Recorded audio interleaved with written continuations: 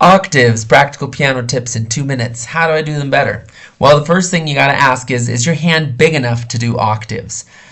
If you can stretch an octave and not feel strain, then your hand's big enough to do octaves. If you got to do octaves and your hand is feeling strain, well, you've got to find a way to maybe simplify the music you're playing so that's not straining your hand too much, because that can cause problems. And just be patient while your hand gets bigger. If it's the size it is, well, on to point 2. Second advice is you got to relax your hands playing octaves as much as possible. So for example, if you're doing a big octave passage, let's say in a melody.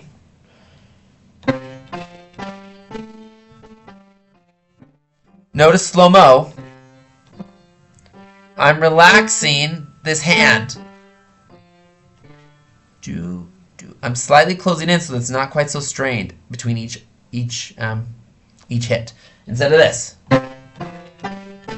Tension as built up in my hand because I haven't released it.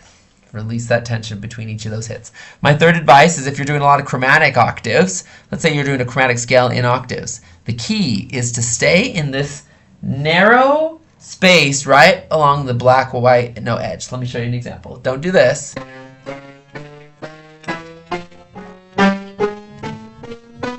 Do this.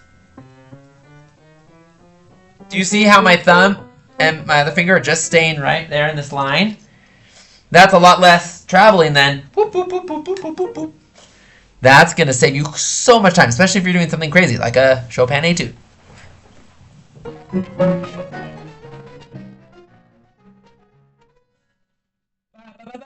Oh, you can't really see. Right there in that little midsection instead of back and forth. Good luck with octaves.